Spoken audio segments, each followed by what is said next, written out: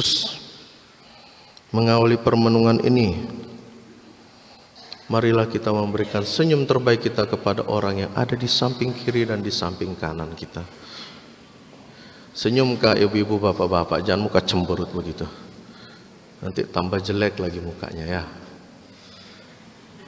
Jadi saudara-saudariku yang terkasih dalam Kristus, sesuai dengan apa yang sudah saya sampaikan dalam kata pengantar tadi, bahwa tradisi Yahudi itu amat sangat ketat, dan juga anak yang baru dilahirkan 40 hari setelahnya harus dipersembahkan kepada Allah, harus dipersembahkan ke bait Allah.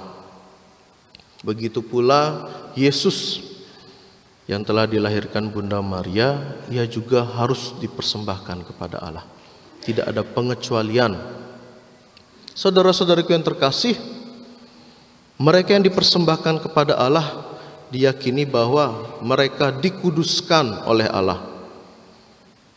Jadi mereka yang lahir masih kecil dikuduskan oleh Allah. Atau mungkin pada saat ini sering kita lihat dalam peristiwa pembaptisan, bagaimana mereka juga dikuduskan. Mereka yang masih kecil yang belum dibaptis, mereka juga harus sering diajak ke gereja supaya mereka juga dikuduskan. Jangan sering diajak ke taman bermain, mungkin ke negara, ke subur, ataupun ke tempat-tempat makan. Ke gereja jarang, lebih banyak di rumah menangis. Jadi saudara-saudaraku yang terkasih, mereka yang telah dikuduskan oleh Allah, yang dibawa ke bait Allah, mereka menjadi orang yang sebenarnya membuat suatu pekerjaan atau praktek di bait Allah, sehingga supaya anak itu kembali lagi bisa dibawa pulang, mereka harus membayar 5 sekel. 5 sekel Israel, 1 sekel sekarang mungkin sekitar 4.500-an. Jadi 5 sekel, jadi satu anak seharga 22.500.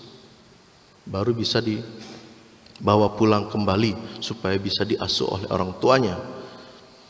Apakah Yesus ditebus dengan 5 sekel? Kita tidak tahu, karena Lukas tidak dituliskan dalam Injil Lukas. Tetapi kita tahu bahwa Maria dan Yusuf mempercayakan semuanya kepada Allah. Jadi Allah yang memberi pertumbuhan. Jadi saudara-saudariku yang terkasih, dari pesta Yesus dipersembahkan ke bait Allah menjadi tanda bagi kita semua, menjadi langkah awal bagi kita semua supaya menjadi seorang Kristiani yang baik. Kita harus terbiasa supaya kita dikuduskan. Jadi perayaan Ekaristi itu amat sangatlah penting. Bukan suatu second choice atau pilihan kedua, atau pilihan yang kesekian, ke-10 kah, ke-100, yang penting saya tidur dulu sampai puas. Jadi saudara-saudaraku yang terkasih, kita harus merasa bahwa Tuhan itu amat penting di dalam kehidupan kita. Sehingga ketika kita sudah memperhitungkan Tuhan di dalam kehidupan kita, maka kita tidak boleh membiarkan diri kita terbuai dalam keadaan aman sentosa yang kita alami saat ini. Jadi kita terbuai dengan segala tawaran yang ada di dalam kehidupan kita. Kita terbuai dengan segala hal-hal enak yang membuat kita nyaman. Dengarkan musik, karaoke, makan enak, pergi jalan-jalan, ngerokok. Wah, enak sekali itu. Saya nggak rokok. Lalu ataupun mungkin kita pergi rekreasi dengan orang-orang yang kita kasihi. Kita jangan terlalu larut dengan hal-hal seperti itu, tetapi cobalah membuat kita larut kepada Tuhan dengan segala kemurahan yang Ia selalu tawarkan kepada kita. Sehingga saudara-saudariku yang terkasih, di dalam kehidupan kita, kita harus menjadikan Allah nomor 1, pilihan pertama, sosok yang harus kita cari untuk pertama kali ketika kita mendapatkan cobaan, ketika kita sulit untuk menghadapi tantangan, ketika kita mungkin merasa bahwa kita seakan ditinggalkan oleh orang-orang yang kita kasihi, ataupun ketika anak-anak murid mungkin merasa bingung untuk menjawab soal, mulai sudah hitung kancing dengan salam Maria. Salam Maria penuh rahmat Tuhan sertamu, sampai di mana amin disitulah jawaban, padahal belum tentu benar. Jadi saudara-saudariku yang terkasih, di dalam suatu kekalutan hidup kita diajak untuk tetap menjadikan Tuhan nomor satu di dalam kehidupan kita, bukan hal-hal yang dapat membawa kita meracuni hidup kita kepada hal-hal tindakan-tindakan negatif. Oleh karena itu, pada hari ini saya merasa beruntung OMK tugas dengan Injil yang amat mendalam ini. Jadi jadikanlah Allah itu nomor satu di dalam kehidupan kalian. Orang-orang muda sekami dan ibu bapak sekalian, jadikanlah Tuhan itu nomor satu. Jadi pembinaan anak itu harus dibiasakan di dalam kehidupan kita. Sekali lagi saudara-saudariku yang terkasih, pembinaan anak itu harus menjadi tujuan utama. Pembinaan anak yang baik, membiasakan supaya mereka dikuduskan dengan Allah. Jadi bukan ditunggu oleh pastor paroki atau pastor rekan tegur dulu, omong dulu di mimbar, baru kita membawa anak kita pergi ke gereja ataupun pergi ke dalam doa-doa KBG. Tapi setelah saya ikut dalam doa KBG beberapa minggu terakhir ini, saya merasa senang bahwa KBG-KBG yang saya kunjungi itu juga ada anak-anak yang ikut, orang-orang muda. Karena banyak, saya biasanya kalau kunjungi saya tidak akan kasih tahu ke semua KBG, saya paling cuma kasih tahu 1-2 orang saja. Jadi kehadiran mereka itu harus dibiasakan.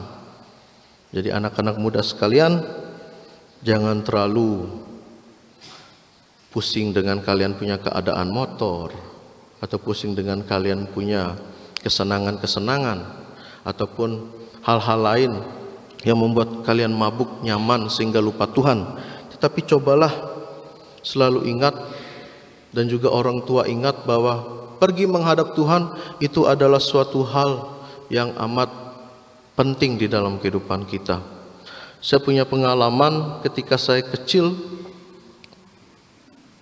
saya beberapa kali sering dipaksa untuk pergi perayaan Ekaristi, pergi misa, terutama hari Minggu, apalagi film kartunnya banyak sekali.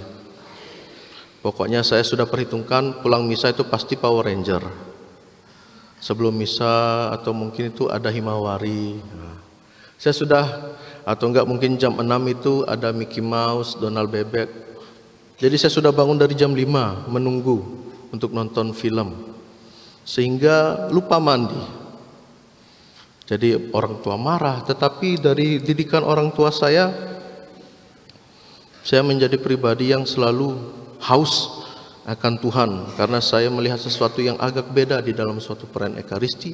Apabila ketika konsekrasi ada hal yang lain yang di sana yang terjadi.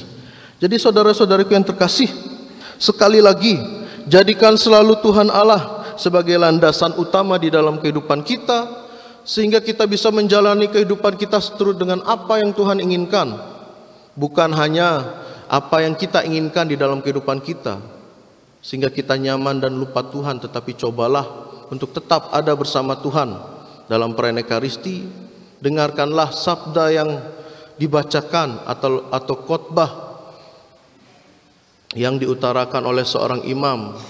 Janganlah memindahkan tempat tidur Anda sekalian ke sini sehingga kalian tidur dalam suatu perayaan Ekaristi. Jadi jadikanlah Ekaristi, diri kita yang merupakan bait suci ini, tetap kudus dengan segala hal-hal baik yang telah ditawarkan oleh Tuhan di dalam kehidupan kita. Mengakhiri permenungan seperti biasa, ada pantun yang saya siapkan. Jadi ingat khotbah saya ya, jangan pantunnya aja diingat, khotbahnya juga diingat ya. Bunyinya seperti ini. Tuhan selalu menolong kita dikala susah, dikala gembira. Janganlah ragu, janganlah kecewa. Kasih Tuhan besar sepanjang masa.